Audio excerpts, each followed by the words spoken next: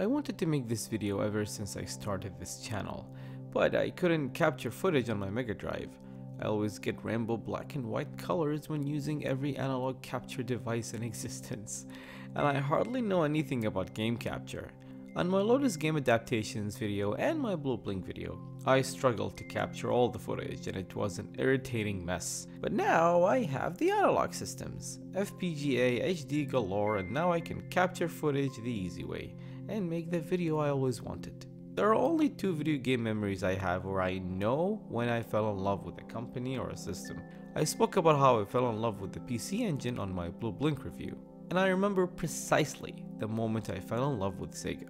It all started with chocolate chip cookies in 1994 that resulted in 4 Sega games that I will forever call my cookie video games.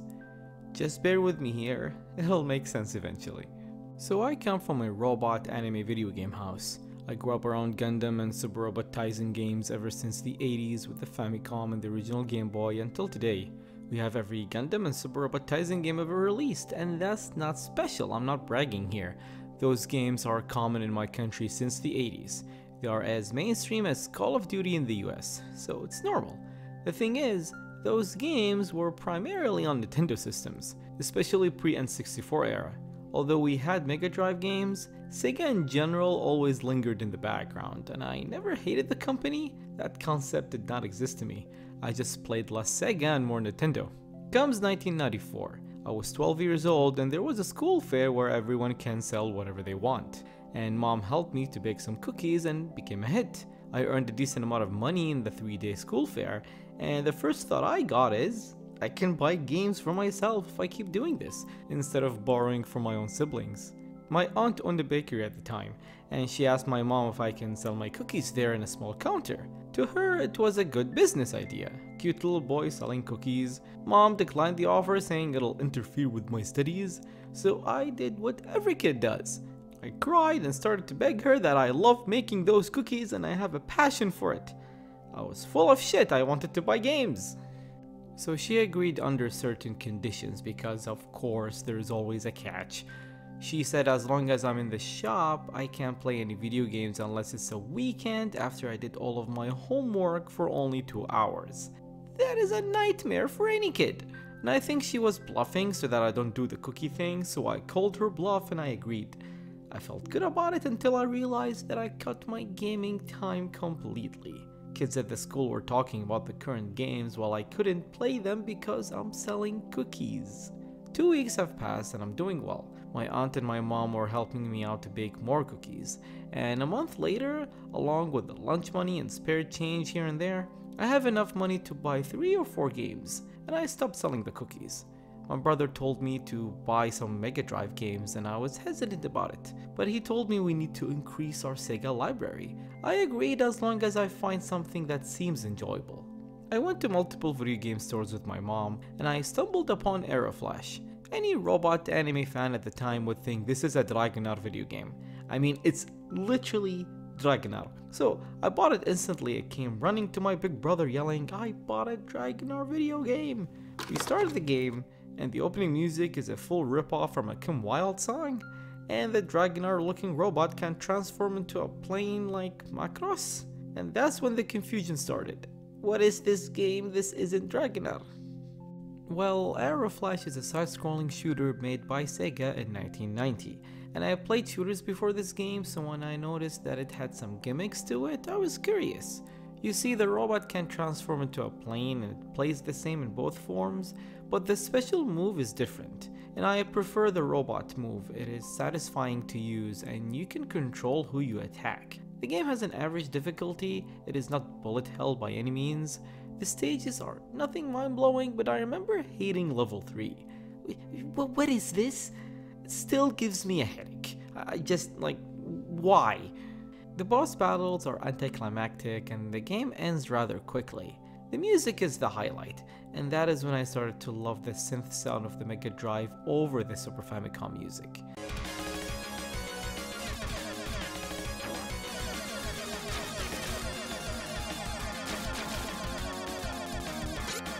And the colors pop, the game looked vibrant. Then I'm starting to get the Sega itch. The game is nothing exceptional, but it felt and looked different from Nintendo. It also left me wanting to play more shooters, and my brother told me that the Mega Drive is the perfect home for that genre, especially at the time, and he is not wrong on that. Do I love the game?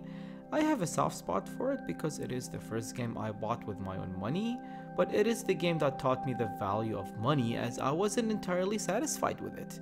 I understood my parents when they get pissed off when we break things, and I started to take care of my games, brother's games, just keeping things clean and organized, making sure to check or try a game before buying it, and I'm glad that I learned that at a young age, all thanks to Aeroflash. The following week I started to go to multiple stores again, and this time I was getting to know the games before I buy them, and one game called out to me, and it was Battle Mania Daiginjo. How can you not think of Dirty Pair when seeing a cover like this? Dirty Pair, along with many anime like Guyver, Gonagai adaptations, Gundam, those were the mainstream anime, and the cover screams Dirty Pair. But I was a good boy and I played it at the store. The instant the gameplay started, I shut it off immediately and I fell in love with Sega. That's it. It took me a few seconds and it's not an itch anymore. The girl who was working there told me that this is a sequel and asked if I want the first game, and mom almost ruined it by trying to get a discount because we are getting more than one game. And I told her, "Mom, it's my money." And she said the classic line, "I'm your mother." Huh? What does that even mean? That's not even a rebuttal. Well, we got both games at a discounted price. I apologized and thanked her. And with 2 weeks of school money and some additional change added to the remaining cookie money, I can buy one last game later on. So I went home and started playing the games back to back. And to this day, they are one of my favorite Mega Drive games of all time. So Battle Mania is a shooter series developed by Vic Tokai, and both released on the Mega Drive. The first game came out in 1992 in Japan, and the sequel came out a year later in 1993. Vic Tokai has multiple awesome releases on Sega systems that include the Cap Attack, Fling, and Psycho Fox on the Master System.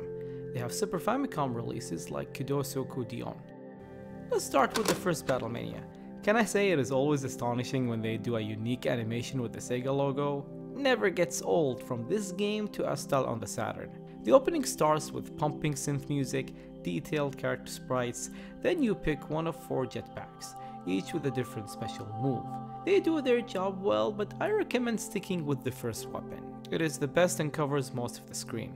The game is a side-scrolling shooter where you control the 2 main characters at the same time, one shooter in the front and the other at the back, and you can flip the other character to make her shoot at the front as well. This is the central mechanic for this series, and it controls flawlessly. Switching back and forth is quick and seamless and can be mastered quickly, and when you do, my god, it is so much fun.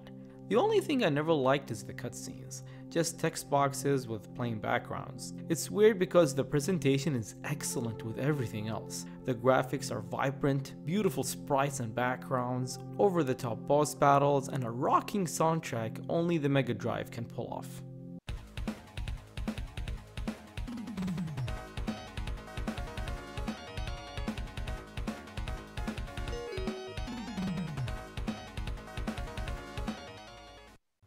Then comes one of the best sequels in video games, Battle Mania Daiginjo.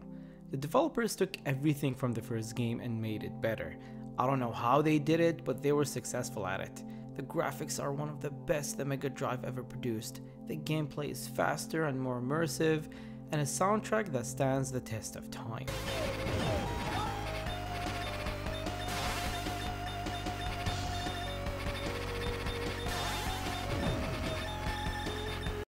Not every shooter has the perfect soundtrack to me, but in this game it is. I loved every track, even the options music is terrific.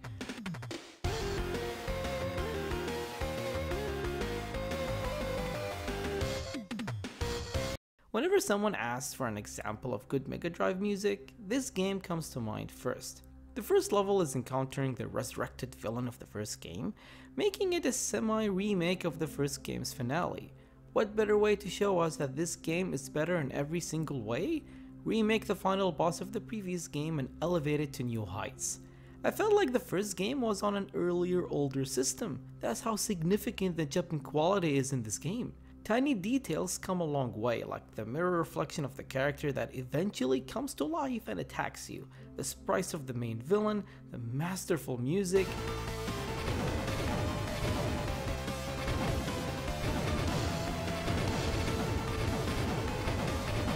One of the best opening stages in every shooter. You still get similar jetpacks, so the first one is the one to use. The enemy designs cannot be more astounding. Look how crazy everything looks, it's amazing.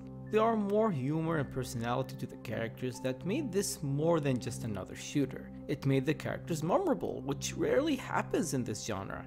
The game is full of energy until the credits roll, making the Battle Mania series one of my favorite shooters ever, and are responsible for cementing my love and opening my eyes to the Sega library. Only one game left for my cookie money. After weeks of saving up lunch money by starving at school, I was ready to buy one last game. But I don't know what to get, so I decided to do so later. By the end of the year, sometime in December, my brother told me to play some games with him that he just bought, and they were the Super Nintendo imports of Pocky and Rocky 1 and 2. First game is the first multi-directional shooter I've played, and I was shocked by how breathtaking this game is, especially the gameplay. This type of gameplay eventually became my favorite shooter style. So we played the two games, and I preferred the first one. The second game did not hook me that much. Then the important question came up: is there a similar Mega Drive game? So my brother took me to his favorite video game store, and we asked his friend who works there, and comes Twinkle Tail. He said it is similar to Pocky and Rocky with a fantasy element, but it is not a co-op game. I didn't care, but my money wasn't enough, and my brother helped me out and said considered it an early birthday present. Thus my cookie money is gone forever. The cover and manual leaves more to be desired. I mean, looking at this page you can tell it is a crappy scan of the game. I started playing the game, and my brother tells me today that I had a massive smile on my face during my playtime, and it was priceless. When I got the Mega SG from Analog, the first game I tried is Twinkle Tail, which tells you how much I love it. Twinkle Tail is a multi-directional shooter released on the Mega Drive in 1992.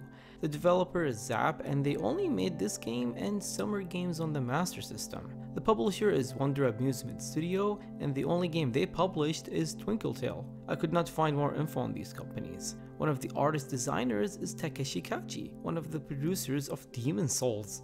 The game starts with a cutscene explaining how the 4 crystals form the game's world, Alferion. Then we get introduced to the main character, Saria, a mage answering a call from a fortune teller that Godot kidnapped the wizard masters, an evil mage who is trying to destroy the world. She gives Saria the 3 magical weapons you'll use on your adventure, and the game starts. I appreciate the effort of building a lore here. This can easily be a fun anime OVA, no doubt about it. You can switch through the 3 weapons on the fly, each gets a 3-level upgrade, and getting damaged reduces the level. I recommend sticking with the homing projectiles. Yes, they are weaker, but they make the game easier. You have special moves, big white orbs moving around the field, and a fire dragon attack. You can't go wrong with both. Twinkle Tail is my favorite multi-directional shooter. The graphics capture the fantasy theme perfectly.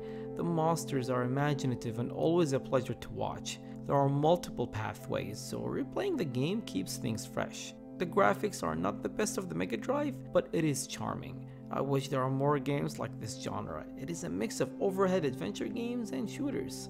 The music is nothing but beautiful. Again, a soundtrack that fits the look of the game. From the first stage, you know that the soundtrack will be memorable.